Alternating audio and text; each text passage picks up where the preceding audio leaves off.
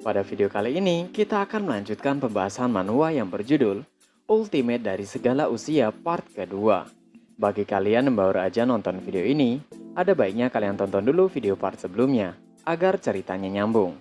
Link videonya sudah kami cantumkan di deskripsi video ini. Dan jangan lupa untuk bantu subscribe channel ini, like dan juga komen, agar kedepannya kami dapat membuat video yang lebih baik lagi. Tanpa berlama-lama, mari kita bahas tuntas. Cerita kita lanjutkan.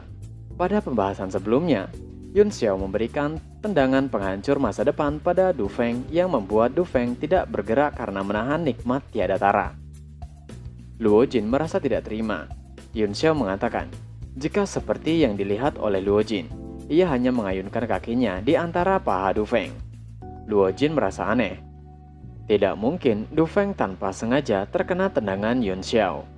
Luo Jin merasa kesal. Ia mengatakan tidak peduli apa yang Yun Xiao katakan, Yun Xiao tetap akan mendapat masalah. Orang-orang yang melihat Luo Jin menggunakan 5 cakranya membuat orang-orang sedikit terkejut, karena kekuatannya sangat banyak sekali yang keluar. Dengan cepat, Luo Jin melesat ke arah Yun Xiao untuk menyerangnya. Ia mengatakan jika saat ini, ia akan menghabisi Yun Xiao dan membalaskan dendam Du Feng.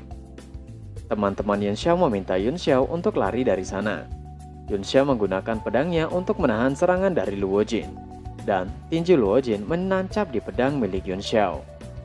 Luo Jin menahan sakit hingga menangis dan menjerit. Dan lagi, Yun Xiao mengangkat kakinya menuju antara paha menuju masa depan milik Luo Jin. Udah sakit tangan, sakit masa depan pula, mantap. Keduanya terlihat seperti akan menemui ajal mereka. Dengan keren, Yun Xiao mengangkat jempolnya. Semua orang tak percaya dengan kejadian yang mereka lihat. Betapa bodohnya Luo Jin menuju pedang milik Yun Xiao. Yun Xiao dengan songongnya mengatakan, jika ia tidak bisa mengalahkan beberapa warrior, maka ia lebih baik memilih mati. Yun Xiao mendekati Luo Jin dan Du Feng sembari mengatakan, jika melukai temannya akan mendapat konsekuensi yang parah. Luo Jin seperti memohon ampun agar Yun Xiao tidak mengajarnya lagi. Tapi sepertinya Yun Xiao tidak selemah itu yang akan mengampuni mereka. Yun Xiao lalu menendang Luo Jin hingga membuat keduanya menabrak tembok pembatas hingga hancur. Luo Jin terlihat mengompol karena sepertinya menahan sakit yang luar biasa ia terima. Yun Xiao yang masih terlihat kesal berdiri di depan Luo Jin dan Du Feng dihentikan oleh teman-temannya. Chen Zeng bertanya apakah Yun Xiao telah membuka meridiannya, sedangkan Han Bai mengusir semua orang yang melihat kejadian di sana. Yun Xiao menjawab pertanyaan Chen Zhen jika itu tidak sesederhana kelihatannya seperti membuka meridian atau cakra. Han Bai bertanya, tapi bagaimana mereka berdua dapat Yun Xiao kalahkan? Yun Xiao beralasan, bukankah mereka sudah melihat kalau mereka berdua melukai diri mereka sendiri? Dengan bodohnya, Han Bai mempercayai perkataan dari Yun Xiao. Chen Ruxue bertanya, apakah Yun Xiao benar-benar Li Yun Xiao yang asli? Ia meneruskan jika keluarga Du Feng dan Luo selalu melawan keluarga Li. Ia khawatir jika mereka akan menggunakan alasan ini untuk melawan Yun Xiao. Yun Xiao mengayunkan pedangnya yang menancap di depan Luo Jin bilang, jika mereka tidak mengatakan yang sebenarnya, ia akan menghancurkan apapun yang membuat mereka menjadi pria. Maksudnya itu menghancurkan masa depan milik mereka berdua. Yun Xiao lalu berpamitan untuk kembali ke asrama. Ruxue berteriak, jangan sesekali Yun Xiao menyepelekan masalah itu. Mengapa Yun Xiao menyebabkan masalah itu dan hanya mengabaikan setelahnya? Han Bai dan Chen Zeng bilang, untuk Ruxue tidak perlu khawatir lagi. Jika mereka benar-benar akan mengirim pembunuh ke akademi, itu akan membuat keluarga Li semakin marah. Biasanya, orang di luar akademi tidak akan berani melawan. Tapi jika pertarungan murid, akademi akan mencari cara lain. Ruxue bertanya, apakah Chen Zeng sedang membicarakan Lan Fei? Chen Zeng membenarkannya. Han Bai menambahkan jika semua orang tahu kalau Du Feng adalah orangnya Lan Fei. Han Bai merasa khawatir karena Lan Fei sudah mengaktifkan 7 cakra, dan setelah melatih spiritnya untuk menjadi champion dan warrior memiliki perbedaan yang sangat besar. Dan masalahnya, Yun Xiao belum membuka 1 cakra pun. Bahkan Yun Xiao bukanlah seorang warrior. Yun Xiao telah sampai di asramanya.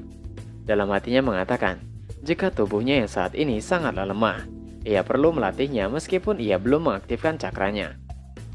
Yun Xiao lalu menggunakan Heavenly Tiran Body Training, teknik untuk melatih tubuhnya.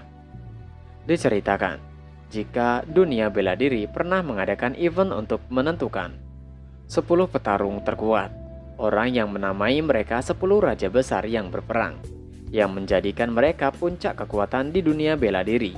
Di antara mereka, seseorang yang dipikir semua orang yang terkuat adalah orang yang dijuluki The Tiran Martial Sovereign, yang bernama Ao Changkang. Teknik latihan yang saat ini Yun Xiao gunakan terkenal sebagai seni bela diri terbaik, salah satu yang didapatkan oleh Yun Xiao di masa lalu sebagai Gu Fei yang tanpa sengaja. Saat ini, Yun Xiao menggunakan teknik itu untuk melatih tubuh sampahnya. Itu sangat gila, terasa seperti mencabik-cabik tubuhnya saat digunakan. Tubuh Yun Xiao gemetar menahan sakit yang luar biasa. Yun Xiao merasa pantas saja, Ao Changkang sangat kuat, dan ia baru mulai saja sudah merasakan kesakitan. Jika ia menggunakan teknik itu, ia akan bisa berlatih hingga level Martial King, meski tanpa membuka cakranya. Yun Xiao melanjutkan latihannya dengan menggunakan teknik Heavenly Tiran Body Training bentuk pertama. Menggunakan itu membuat tubuh Yun Xiao terlempar menabrak dinding asrama hingga membuatnya muntah darah. Ia terkejut karena tubuhnya mampu menggunakan latihan itu. Jadi ia akan meneruskan latihannya. Keesokan harinya, Yun Xiao mendatangi tempat latihan gravitasi Akademi Jialan. Yun Xiao yang ada di sana dalam hatinya mengatakan, jika tubuhnya akan mendapat manfaat besar di ruang gravitasi, berkat ia memiliki teknik Heavenly Tiran sebagai fondasi.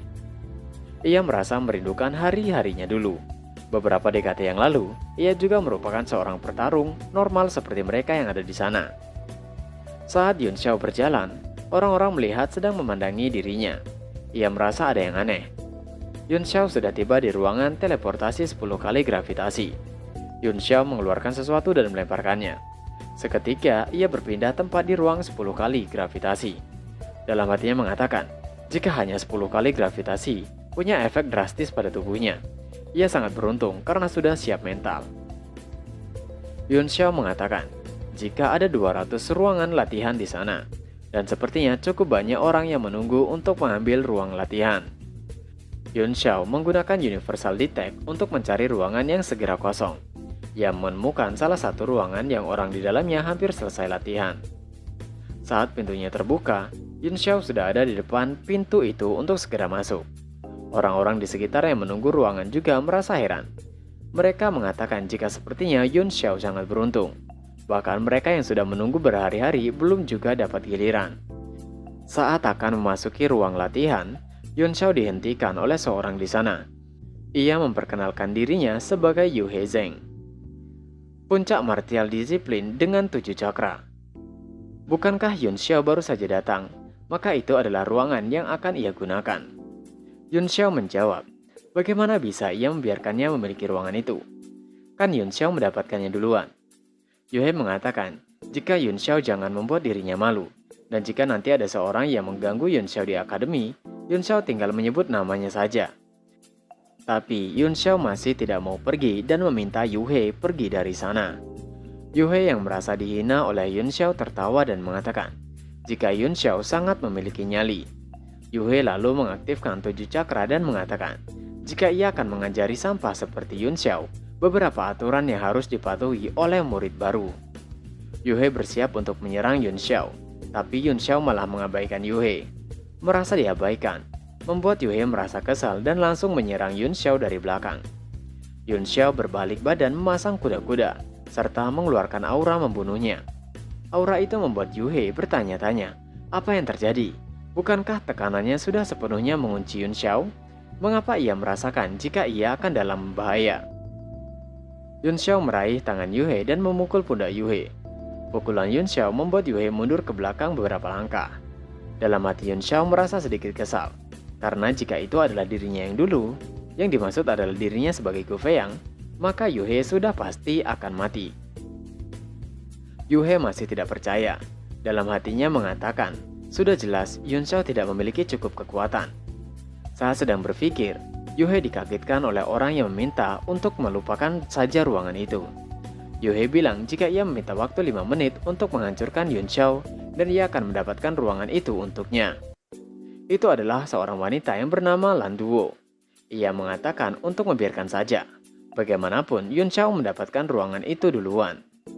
Yun Xiao menyadari siapa wanita itu. Lan Duo mengatakan jika gerakan Yun Xiao cukup bagus, tapi sebuah teknik tanpa kekuatan pada akhirnya adalah hiasan yang tidak cocok untuk digunakan. Yun Xiao membenarkannya. Lan Duo mengatakan, jika Yun Xiao tidak akan bisa mengalahkannya, jarak antara mereka berdua akan semakin jauh. Lan Duo menambahkan, jika Yun Xiao adalah tuan muda keluarga Li, bahkan jika Yun Xiao tidak bisa berlatih, Yun Xiao masih mempunyai masa depan yang cerah. Jadi, mengapa Yun Xiao harus membuat dirinya sendiri melalui pelatihan keras seperti ini? Yuhei terkejut karena Yun Xiao adalah orang sampah dari keluarga Li. Yun Xiao menyadari sepertinya Yun Xiao dulu mengejar wanita itu dan ditolak sebelum Gu Fei yang mengambil alih tubuh Yun Xiao. Di dalam ingatan Yun Xiao, wanita itu mengatakan, jika suaminya haruslah orang yang kuat, orang yang akan menjadi Arkanis Soldayer negara Tianzu. Jika suatu hari Yun Xiao bisa mengalahkannya, maka ia akan memikirkannya sekali lagi. Yuhei tertawa terbahak-bahak karena mendengar Yun Xiao mengejar-ngejar Lan Duo. Yun Xiao menjawab jika itu sia-sia sekali. Dia tidak akan melawan Lan Duo meskipun ia bukanlah seorang sampah. Dengan berlalu memasuki ruangan latihan, Yun Xiao meminta mereka pergi jika tidak ada yang perlu dikatakan lagi. Yuhei dalam hatinya bertanya, apa yang terjadi pada Yun Xiao? Yun Xiao bahkan tidak bisa membuka cakranya, tapi mengapa tatapannya membuatnya merasa membeku ketakutan? Ia merasa seperti jatuh dalam dasar jurang. Ia merasa, apakah ia kehilangan keinginannya untuk bertarung saat menghadapi Yun Xiao? Di dalam ruang latihan, hanya ada 2 patung di sana. Yun Xiao mengatakan, jika itu adalah patung hitam baja yang sepertinya berusia berabad-abad. Tidak peduli waktu dan tempat, selalu ada sekumpulan orang yang berlatih siang dan malam, mengikuti jalan yang ulet. Yun Xiao lalu mengatakan pada dirinya sendiri, jika saat ini bukanlah waktunya untuk dirinya merasa kagum, yang harus ia lakukan adalah latihan. Dengan segera, Yun Xiao menyerang patung itu. Tapi Yun Xiao malah terlempar hingga menabrak dinding. Ia merasa jika di bawah gravitasi 10 kali, efek Moonlight Technique diperkuat. Dalam 3 hari, ia akan memperlunak tubuhnya ke tahap Martial Apprentice. Saat itu terjadi, setidaknya ia yakin 60% bisa membuka cakranya. Yun Xiao terus berusaha melatih dirinya. Saat Yun Xiao sedang berlatih di pengasingan, berita tentang perkelahiannya dengan Yuhei tersebar. Berita tersebut mengatakan, jika Yun Xiao mengalahkan Yuhei hanya dengan menggunakan 1 tangan, dengan tubuh orang biasa tanpa teknik. Dan 3 hari kemudian, pintu ruang pelatihan milik Yun Xiao terbuka. Tubuh Yun Xiao terlihat sangat babak belur hingga bajunya pun robek. Orang-orang yang melihatnya bertanya, siapa sebenarnya orang itu? Mengapa ia sampai menyiksa dirinya sampai sebegitunya?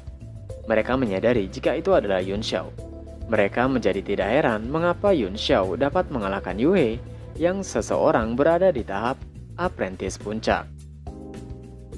Terlihat seseorang yang memasuki ruangan yang telah Yun Xiao gunakan terkejut. Ternyata ruangan itu sudah berantakan, bahkan patungnya pun hancur. Mereka tidak percaya jika Yun Xiao bisa menghancurkan patung baja hitam yang mereka telah gunakan untuk berlatih bertahun-tahun. Apakah Yun Xiao manusia atau bukan? Di asramanya, Yun Xiao sadar jika luka-lukanya pulih dengan sangat cepat. Saat sedang memikirkan sesuatu, Yun Xiao merasa ada seseorang yang akan menyerangnya dari belakang. Yun Xiao langsung menarik orang itu ke depan dan membantingnya. Yang ternyata itu adalah Han Bai. Han Bai merasa tangannya seperti akan patah. Yun Xiao mengatakan jika tangan Han Bai terkilir. Dan apa alasan Han Bai mengendap-endap tadi? Yun Xiao sambil memperbaiki tangan Han Bai yang terkilir bertanya, mengapa Han Bai menemuinya? Han Bai bilang jika terakhir kali Yun Xiao bertingkah aneh, jadi ia ingin menguji Yun Xiao. Ia meneruskan jika Yun Xiao sangat kuat, mungkin Yun Xiao punya... Belum selesai dengan perkataannya, Han Bai dihentikan oleh jawaban Yun Xiao yang mengatakan, jika ia tidak punya, ia tidak membuka cakranya. Han Bai terkejut, karena Yun Xiao memiliki kekuatan seperti itu, tapi belum membuka cakranya. Dan di mana Yun Xiao berada akhir-akhir ini? Guru Luo mencari Yun Xiao. Yun Xiao bertanya, mengapa gadis kecil Luo mencarinya. Hanbai yang tengah kesakitan itu heran karena Yun Xiao memanggil guru Luo dengan sebutan gadis kecil. Tapi Hanbai dengan segera tersadar karena ada hal yang lainnya. Kemungkinan mereka akan berada dalam bahaya besar. Tidak seorang pun melihat Lan Fei dalam beberapa hari. Hanbai mendengar ia berlatih sendiri, jadi dia bisa menerobos original realm pertama. Do Feng dan Luo Jin adalah orangnya. Hal yang pertama akan mereka lakukan setelah keluar dari pengasingan adalah mencari Yuan Xiao. Yuan Xiao meminta Hanbai untuk tidak khawatir, karena itu hanya original realm pertama. Hanbai menanyakan, apakah Yuan Xiao tidak tahu bahkan sampai meremehkan original realm pertama. Itu artinya kondensasi energi Yuan dan menjadi martial warrior sebenarnya. Dan ada perbedaan besar antara martial warrior dengan martial apprentice seperti mereka. Tenzhen, putri Roxue, juga dirinya mengkhawatirkan Yuan Xiao.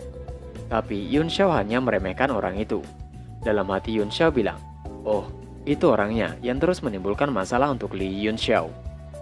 Yuan Xiao lalu mengatakan pada Hanbai jika ia memiliki sesuatu yang lebih penting untuk diminta dari Hanbai. Hanbai bertanya, apa itu?